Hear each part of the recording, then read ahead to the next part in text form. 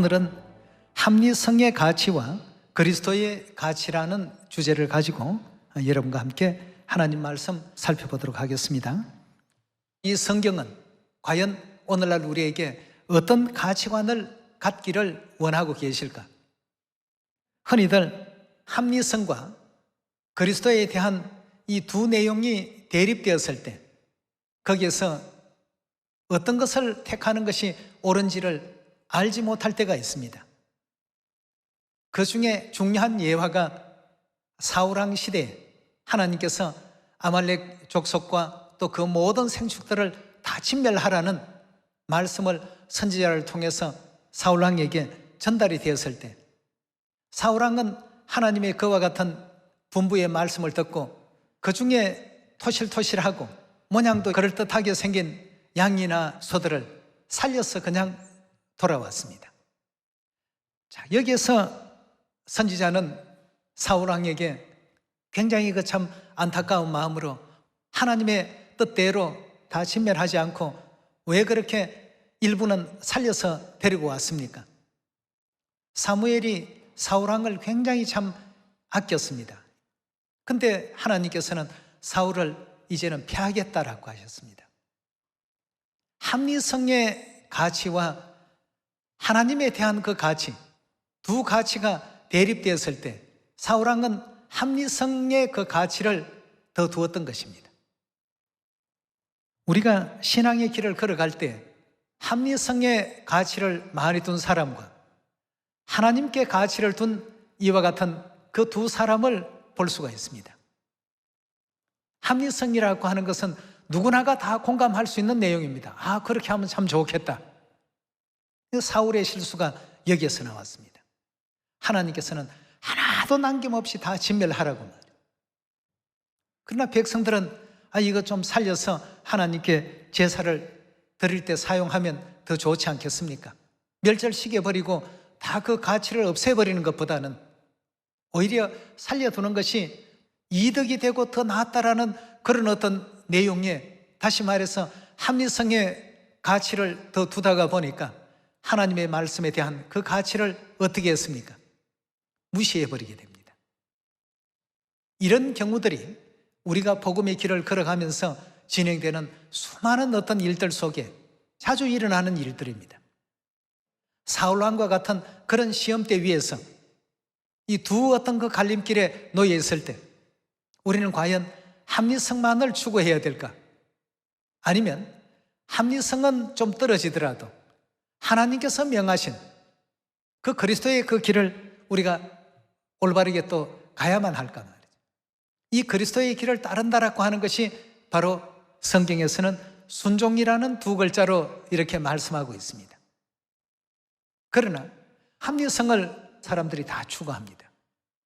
그러다가 보니까 비록 하나님의 말씀이라 할지라도 합리성의 그 힘이 더 커져 버려서 하나님의 말씀은 뒤로 이렇게 되밀리는 사무엘상 15장과 같은 그런 어떤 일들이 왕왕 벌어질 수가 있습니다. 우리 개인의 어떤 신앙의 길이나 교회의 어떤 그 신앙의 길이 우리가 뭔가 판단을 해야 되고 결정을 해야 될 때 과연 합리성의 비중을 더 두어야 될까? 아니면 하나님의 말씀의 비중을 더 두어야 될까? 그럼 백성들도 하나님을 거론하지 아니하고 그냥 기름진 양과 소는 살려서 데려옵시다. 아마 처음부터 이렇게 말했다면 사울왕이 듣지 않았을 것입니다. 그러나 뭐라고 핑계를 대느냐? 이거 살려서 하나님께 제사 드릴 때 드린다면 좋지 않겠습니까? 하나님과의 연결을 딱 시켜놨어요. 사단은 언제나 이런 어떤 내용을 통해서 많은 사람들을 믿음을 저울질하게 만듭니다. 광야 40년의 그 생활 속에서도 왜 이스라엘 백성들이 원망과 불평을 일삼으며 광야에서 다 엎드러져 죽었을까? 하나님께서 낮에는 구름 기둥으로 밤에는 불 기둥으로 그들 가운데서 살아 역사심을 보여주시고 40년 동안 만나를 비같이 내리셔서 그들을 굶주리지 않게 만들어주시고 이런 놀라운 기적들을 매일같이 보여주시는데도 불구하고 그들이 광야에서 엎드러진 데는 이유가 있었습니다. 뭘 따랐기 때문이냐? 항상 하나님이 함께 하시는데도 불구하고 그 가치를 합리성에 항상 두었던 것입니다. 사울왕 시대 때 다 진멸하라고 하나님께서 명을 내리셨을 때 다 진멸하고 왔더라면 사울왕도 믿음의 본을 보인 그런 왕으로 기록이 남을 것인데 불순종의 대명사가 되어버리고 말았습니다. 여러분, 우리가 우리 주변에서 이런 것을 요구받을 때 하나님께서는 내게 뭐라고 말씀했는지를 다시 한번 기억해 볼 필요가 있겠습니다. 사울과 같이 잘못된 어떤 판단으로 이 합리성에만 추구하다가 보면 결국 하나님의 거룩하신 명을 버리게 되고 거룩하신 분부를 가치 없는 것처럼 전락시키는 이런 상황들이 올 수밖에 없습니다. 오늘 그러한 내용들을 우리 요한계시록 14장을 통해서 말씀을 한번 찾아보도록 합시다. 14장 1절의 가르침 보시면 또 내가 보니 보라 어린 양이 시온산에 섰고 그와 함께 14만 4천이 섰는데 그 이마에 어린 양의 이름과 그 아버지의 이름을 쓴 것이도다. 내가 하늘에서 나는 소리를 들으니 많은 물소리도 같고 큰 뇌성도 같은데 내게 들리는 소리는 검은 곳 타는 자들의 그 검은 곳 타는 것 같더라. 저희가 보좌와 네 생물과 장로들 앞에서 새 노래를 부르니 땅에서 구속함을 얻은 14만 4천인 밖에는 능히 이 노래를 배울 자가 없더라. 이 사람들은 여자로 더불어 더럽히지 아니하고 정절이 있는 자라. 어린 양이 어디로 인도하든지 따라가는 자며 사람 가운데 구속을 받아 처음 익은 열매로 하나님과 어린 양에게 속한 자들이라고 했습니다. 굉장히 중요한 대목이죠. 어린 양이 어디로 인도하든지 따라가더라. 주위에 어떤 그 말들을 하더라도 하나님께서 어떻게 하라고 분부하셨는가? 어디로 인도하든지 따라가는 자들은 오직 그 가치를 그리스도의 말씀과 그리스도에게만 모든 것이 집중이 됩니다. 그 일에 대한 어떤 합리성이나 일을 진행하는 데 있어서 물질적인 어떤 유익이 되는 그런 어떤 방향성보다는 하나님의 그 모든 말씀에 가치를 두다 보니까 어디로 인도하든지 애굽에서 나와서 가나안으로 가는 그 광야 40년 노정에도 그 가나안이 목적이면 가나안을 곧장 향해서 나아가야 될 것인데 가나안 가까이 갔다가 다시 되돌아옵니다. 엉뚱한 길로 더 먼 길로 또 우회를 시킵니다. 이게 손해보는 어떤 내용인데 싶은데도 하나님께서는 그리를 인도하십니다. 그러면 백성들이 그 길 때문에 또 불평하고 원망합니다. 아니, 코앞에 지금 다 왔는데 서울서 부산 가려면 대구나 뭐 중간 어떤 지점을 경유해서 이렇게 가야 되는데 대구쯤 갔다가 다시 수원으로 되돌려 놓으시니까 백성들이 합리성이 떨어진다라고 원망하는 일을 했습니다. 아니, 조금만 더 내려가면 부산인데 왜 다시금 거슬러 올라가라고 하느냐 말이죠. 이래서 이제 불뱀에게 물리는 이런 어떤 일도 생기게 되었고 말이죠. 여러분, 우리가 이 복음길을 걸어가는 데 있어서는 늘 합리적인 어떤 일들만 추구할 수는 없습니다. 믿음의 세계는 합리성을 초월하는 이와 같은 분부가 참 많죠. 요한계시록 14장에 설명되어 있는 땅에서 구원받은 자들의 믿음의 특성은 오직 그 가치를 어린 양 대신 그리스도에게 다 두었습니다. 어린 양께서 우리를 다 구원으로 인도하기 위해서 그렇게 하셨구나. 이렇게 올바르게 깨닫고 그 길로 나아가게 된다면 그 길이 떼학볕길이든지 또 거친 자갈밭길이든지 가시밭길이든지 아무 상관이 없습니다. 그러나 보통의 사람들은 대체적으로 합리성을 먼저 생각합니다. 원망이 나오고 합리성을 주장하는 변론을 내쏟습니다. 그러나 요한계시록 14장에 나타난 이 인물들은 어디로 인도하시든지 절대 다른 어떤 얘기가 없습니다. 전부 우리 구원을 위해서 이같이 하신다는 이 사실을 올바르게 믿고 깨달았기 때문에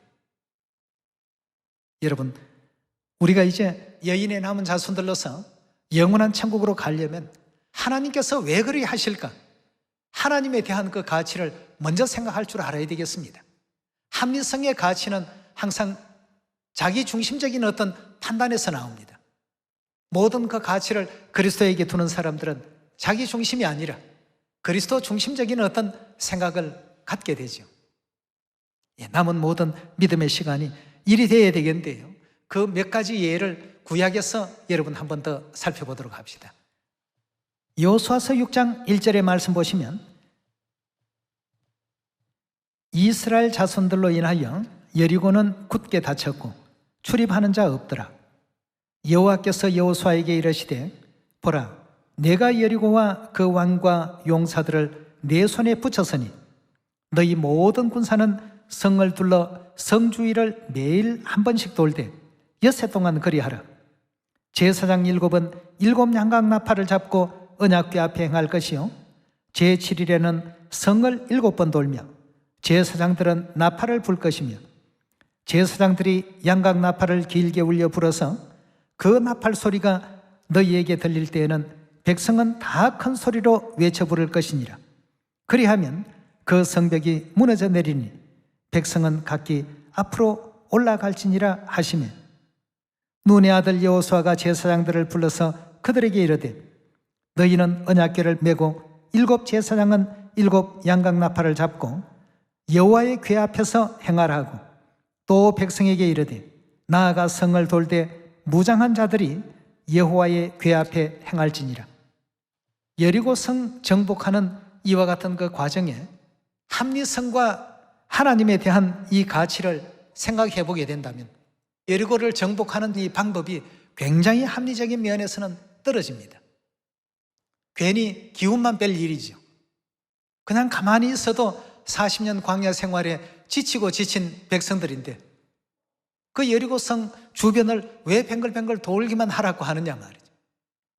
차라리 성벽을 두들겨 부시는 공성태라든가 아니면 큰 어떤 도구를 가지고 적진을 물리적인 공격을 좀 하라고 하시면 좀 쉬울 텐데 매일같이 이렇게 성 주변을 빙빙 돌다가 보면 여리고 백성들에게 오히려 이스라엘 백성들은 겁이 나서 감히 접근도 못하고 성 주변만 빙글빙글 돈다라는 이런 어떤 조롱이나 당하지 않을까 말이에요.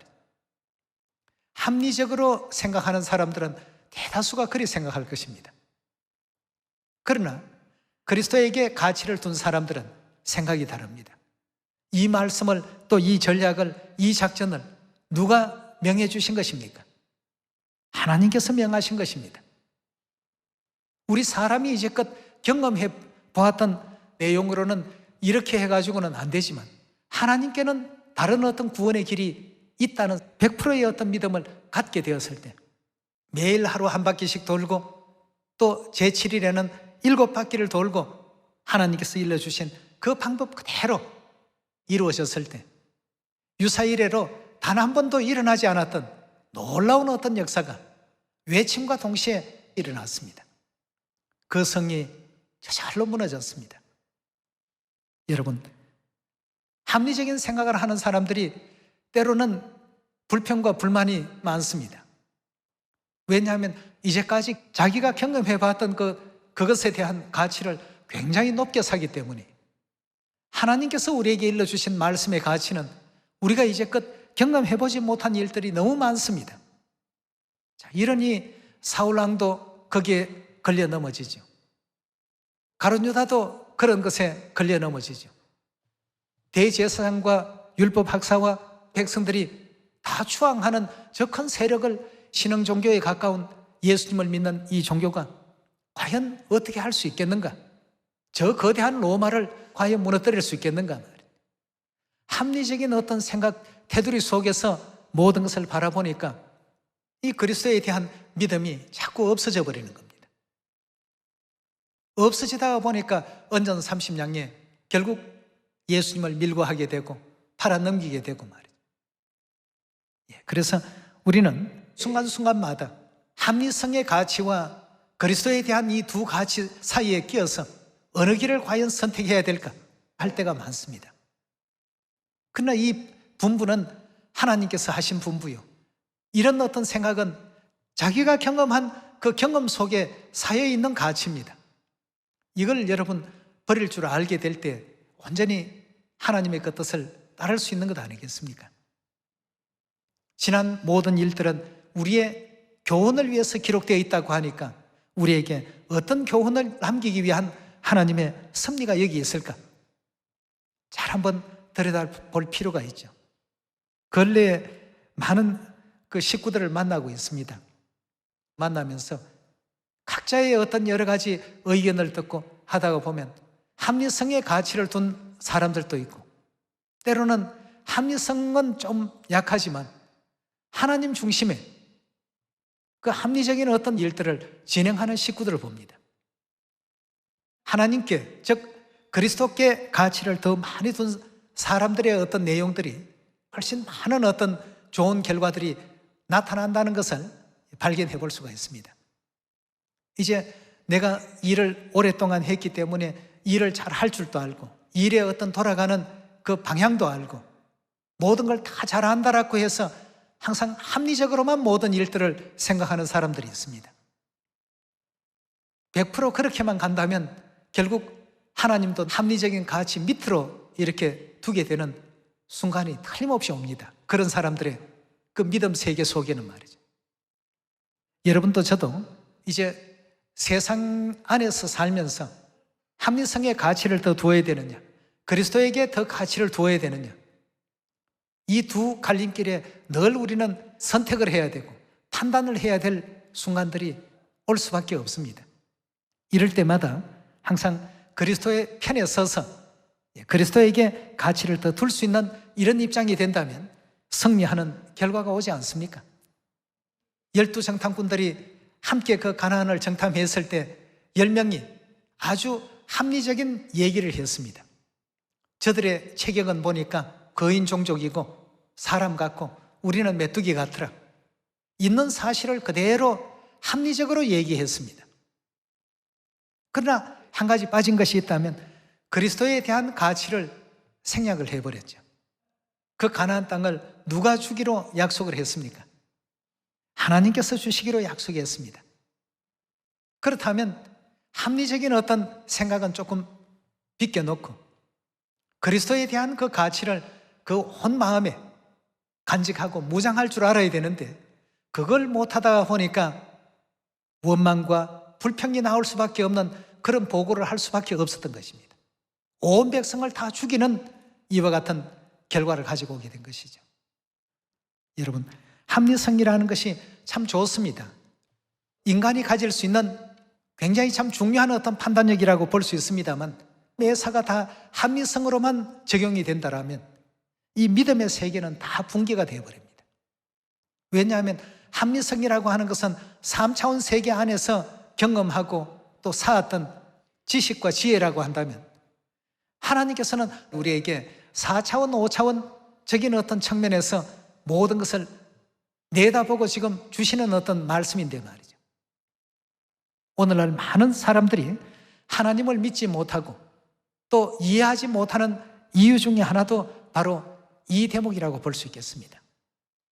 그래서 여호수아와 갈렙이 비록 저들이 큰 건 맞다, 그렇지만 저들의 신은 저들에게서 다 떠났다.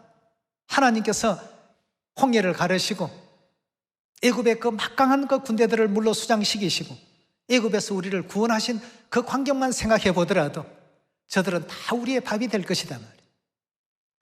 하나님께 가치를 두었던 여호수아와 갈렙, 합리성에만 생각을 두었던 10명의 정탐꾼들, 두 가치 기준을 우리가 놓고서 이 복음의 길을 걸어감에 있어서도 뭔가 많기 때문에 큰 힘이 있고 작기 때문에 큰 힘을 낼 수 없는 이런 어떤 우리 생각들은 다 버려야 됩니다. 우리에게는 언제나 누가 계십니까? 하나님께서 계시고, 마태복음 28장에 보면 언제까지 함께 하시겠다고요? 아버지와 아들과 성령의 이름으로 침례받는, 그리고 그 복음을 전하는 너희와 세상 끝날까지 함께 할 것이다. 그러니 가라. 가서 모든 사람들을 제자 삼으라. 그리고 내가 너희에게 가르쳤던 것 그들에게도 다 알려주고 지킬 수 있도록 그렇게 하라. 아니, 우리 영어도 못하는데 어떻게 사마리아 땅끝까지 갑니까? 아랍어도 못하는데 어떻게 갑니까? 스페인어도 저는 안 됩니다. 어떻게 스페인어권 국가들에게 가서 복음을 전하겠습니까? 아프리카에는 불어권도 많다고 하는데 불어도 저는 할 줄 모르는데 어떻게 갑니까? 많은 사람들은 합리적인 어떤 판단을 우선적으로 다 하죠. 인간은 누구나가 다 그렇게 판단할 수밖에 없습니다. 그러나 그 뒤에 뭘 덧붙여야 됩니까? 그리스도의 가치를 거기에 얹어야 되겠습니다. 현실은 그렇지만 하나님께서는 다 하도록 길을 열어놓으셨다고 하지 않느냐 말이에요. 아니, 말씀을 우리 진리 책자를 불어로 되어 있는 것을 보고 깨달아서 안식일도 같이 지키고 유월절도 지키면서 그 사람이 또 불어꽃 나라에 복음을 전할 수 있는 이런 일꾼이 또 될 수도 있지 않습니까? 그 모든 연결고리는 우리는 모릅니다만 하나님은 다 아시고 운영을 하십니다. 한 말씀만 더 찾도록 하겠습니다. 사사기서 7장 1절의 말씀 같이 보겠습니다. 여룻바알이라 하는 기드온과 그를 쫓는 모든 백성이 일찍이 일어나서 하루 샘 곁에 진쳤고 미디안에 지는 그들의 북편이요 모레산 앞 골짜기에 있었더라. 여호와께서 기드온에게 이르시되 너를 쫓은 백성이 너무 많은즉 내가 그들의 손에 미디안 사람을 붙이지 아니하리니 이는 이스라엘이 나를 거스려 자긍하기를 내 손이 나를 구원하였다 할까 함이니라. 이제 너는 내 백성의 귀에 고하여 이르기를 누구든지 두려워서 떠는 자거든 길라산에서 떠나 돌아가라 하라 하시니 이에 돌아간 백성이 2만 2천 명이요 남은 자가 1만 명이었더라 하고 했습니다. 자, 2만 2천 명은 왜 돌아갈 수밖에 없었을까요? 왜 두려움이라는 것이 생겼을까요? 합리성의 가치를 두었습니다. 적들은 보니까 13만 5천이고 우리는 고작 해봐야 3만 2천 밖에 안 되고 현실의 어떤 세계를 합리적으로 계산해보고 판단해보니까 인수로도 상대가 안 되고 무기를 서로 대비해봐도 이쪽이 부족하고 그런데다가 하나님께서는 느닷없이 숫자가 너무 많으니까 줄이라고 이렇게 얘기하시고 이건 도저히 안 될 것 같아. 괜히 이 전쟁에 참여했다가 개죽음만 당하는 것이 아니냐. 2만 2천 명이 돌아갔습니다. 합리성의 가치를 둔 사람들입니다. 하나님께 가치를 두었더라고 한다면 13만 5천이 아니라 135만이라고 할지라도 두려울 게 없죠. 하나님 보시기에 이 지구는 통에 한 방울 물처럼 여기시고 저울에 적은 티끌 하나 정도로 생각하신다고 했는데요. 하나님께 가치를 둔 사람들은 환경에 대한 어떤 합리성에 굴복하지 않습니다. 우리가 이런 어떤 지난날의 역사를 보면서 과연 우리 믿음의 가치를 어디다 두어야 될까? 우리의 어떤 합리적인 사고방식일까? 아니면 하나님일까? 4절의 말씀 계속 봅니다. 여호와께서 또 기드온에게 이르시되 백성이 아직도 많다고요. 적은 13만 5천 그 숫자 그대로 유지하고 있는데도 하나님께서는 10,000명밖에 안 되는 아군들의 숫자를 아직도 많다라고 했습니다. 기드온이 하나님께 가치를 둔 사람이 아니었다면 여기서 아마 방방 뛰었을 것입니다. 하나님 이럴 수가 있습니까? 일꾼을 더 주셔도 모자랄 텐데 더 줄이라고 하시면 어찌하라는 말씀입니까? 나는 이 일 못하겠습니다. 그러나 하나님께서 하라신 대로 그대로 진행했습니다. 누가 함께 하시니까? 하나님께서 함께 하시니까 다 하나님의 어떤 놀라우신 모략이 계실 것이다 말이에요. 그래서 땅에서 구속함을 받은 요한계시록 14장에 등장한 그 성도들처럼 하나님께서 인도하시니까 어디로 인도하든지 좋습니다. 줄이라 하실 때 줄이고 뭐 더 주시면 또 감사하고 기쁜 마음으로 진행을 하는 기드온의 모습을 한번 봅시다. 여호와께서 기드온에게 이르시되 백성이 아직도 많으니 그들을 인도하여 물가로 내려가라. 거기서 내가 너를 위하여 그들을 시험하리라. 무릇 내가 누구를 가르쳐 이르기를 이가 너와 함께 가리라 하면 그가 너와 함께 갈 것이요 내가 누구를 가르쳐 이르기를 이는 너와 함께 가지 말 것이니라 하면 그는 가지 말 것이니라 하신지라. 이에 백성을 인도하여 물가에 내려가매 여호와께서 기드온에게 이르시되 무릇 개에 핥는 것 같이 그 혀로 물을 핥는 자는 너는 따로 세우고 또 무릇 무릎을 꿇고 마시는 자는 그같이 하라 하시더니 손으로 움켜서 입에 대고 핥는 자의 수는 300명이요 그 외에 모든 백성은 다 무릎을 꿇고 물을 마신지라 하고 했습니다. 여러분도 잘 아시는 내용의 결론입니다. 결국 300명만 남기고 나머지는 다 돌려보냈습니다. 그 300명을 가지고 하나님께서는 기드온이 꿈에도 생각 못했던 일들을 하십니다. 그 남은 300명의 군사들이 단 한 번도 상상도 못했던 일들을 하나님께서 진행하십니다. 그 진행하시는 방향을 그대로 따르다가 보니까 아군은 비록 300명밖에 안 되는 적은 숫자였지만 단 한 사람의 사상자도 없이 오히려 미디안의 군대들이 자기들끼리 어떻게 합니까? 전부 서로를 적으로 오인하고 찌르고 밤새도록 해서 엄청난 숫자가 그 밤에 다 죽임을 당하게 됩니다. 하나님께서 이루어 가시는 모사는 참으로 놀랍습니다. 이런 어떤 역사가 기드온 시대만 있고 오늘날 이 시대에는 없는가? 그 역사를 이끄셨던 하나님이 오늘날 이 시대 복음도 여전히 이끌고 계십니다. 그래서 말씀을 드리고 싶은 것은 합리성이라는 것이 나쁜 것은 아닙니다만 합리성의 가치가 그리스도의 그 가치를 앞서게 될 때 항상 문제가 생기는 것이 이 신앙의 세계입니다. 그래서 우리는 항상 언제 어디서나 아버지 어머님께서 어떤 가르침을 주시든 그 합리성의 가치보다는 그리스도의 그 말씀의 가치를 더 앞에 놓고 생각할 줄 아는 우리가 되어야 영원한 천국에 갈 수 있다는 것입니다. 그럴 때 비로소 순종이라는 것이 나올 수 있습니다. 100세 때 낳은 아들 이삭 얼마나 애지중지 귀합니까? 하나님께서는 그를 제물로 바치라고 하십니다. 합리성의 가치를 두었던 아브라함이었다면 하나님 100세에 간신히 아들 하나 허락하셔서 낳아놓으니까 이제 그걸 또 제물로 바치라 하십니까?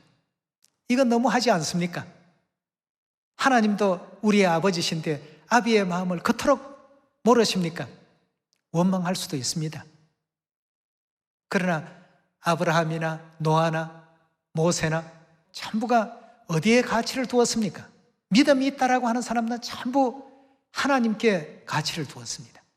내 사고방식이 이렇게 가라고 하지만 하나님께서는 이리 가라고 하신다면 그 길이 옳은 길입니다. 그래서 부인하고 의논도 하지 아니하고 그 이삭을 모리아산에 데려갔습니다. 이삭의 등에 번제에 사용할 나뭇가지만 쥐어서 갔습니다. 이삭이 가는 도중에 묻습니다. 아버지, 평상시 같으면 하나님께 제사 드릴 양은 항상 데리고 가는데 오늘은 보니까 양이 없네요. 아브라함이 뭐라고 말을 했습니까? 바로 너가 제물이다 하고 이렇게 얘기할 수가 없기 때문에 하나님께서 다 준비하신단다. 그렇게 해서 불지필 그 나무 단 만들어 놓고 이삭을 꽁꽁 결박해서 묶어 두었습니다. 그리고 희생을 시키려고 했을 때 하늘에서 하나님의 음성이 들렸습니다. 아브라함아, 아브라함아, 주여 말씀하소서. 네가 합리성의 어떤 그 가치보다도 하나님이 향한 그 가치를 더 크게 여기는 줄 이제서야 비로소 알았다. 100세에 낳은 네 독자 그 이삭도 네가 아끼지 않거늘 너가 원하는 일이라면 무엇을 더 아낄 게 있으랴 말이죠. 하나님을 믿지 못하는 사람들, 또 천국의 가나안 땅에 도달하지 못하는 사람들, 합리성만의 어떤 그 가치를 추구해온 사람들입니다. 그러나 아브라함은 그 합리성을 초월했습니다. 합리성 저 편에 있는 하나님께서 주신 어떤 그 말씀의 가치를 더 크게 여기다가 보니까 결국은 이삭도 살고 아브라함도 복받게 되었고 모든 것이 다 화목한 그 결과로 끝을 맺지 않습니까? 우리는 어디에 가치를 두면서 이 마지막 복음의 길을 걸어가는 것이 옳을까? 꼭 한번 생각해 봐야 되겠습니다. 이 합리성이라고 하니까 상해 천주교 요리 중편 15페이지에 나오는 그 10개의 분류라고 하는 그 내용이 생각이 납니다. 그 10개의 분류에 보면 성 아구스티노의 분류와 필로의 분류해서 나눠놓은 내용이 있습니다. 필로의 분류에는 성경에 기록되어 있는 십계명이 적혀 있고 성 아구스티노의 분류라고 하는 천주교 십계명에는 안식일을 거룩히 지키라는 네 번째 계명이 세 번째로 올라가서 주의를 지키고로 바뀌어 있습니다. 그리고는 그 밑에 어떤 해설이 붙어 있느냐? 필로의 그 분류보다는, 즉 네 번째 계명인 안식일을 거룩히 지키라 하는 그 계명보다는 성 아구스티노의 분류가 더 합리적인 것을 알 수가 있을 것이다 말이에요. 합리적이기 때문에 안식일 예배, 토요일 예배보다는 일요일 예배를 보게 된다라고 그렇게 등재를 시켜놨습니다. 하나님의 말씀의 가치를 전혀 중요하게 여기지는 않습니다. 여러분도 저도 그리스도께 가치를 둔 사람이라면 어떻습니까? 예, 천국 가고 또 하나님 사랑 받습니다. 예, 그리고 하늘의 왕 같은 제사장 됩니다. 예, 천국 유업 받습니다. 우리의 삶의 가치를 과연 어디다 두고 우리가 내일을 살아갈 것인가? 심도 있게 생각하면서 믿음의 기름을 풍성하게 준비할 수 있는 이 한 해가 꼭 되기를 바라겠습니다. 그렇게 해서 합리성을 초월한 그리스도의 그 가치를 더 크게 여길 줄 아는 여러분과 저의 남은 삶이 다 되기를 부탁드리면서 말씀 마치도록 하겠습니다. 감사합니다.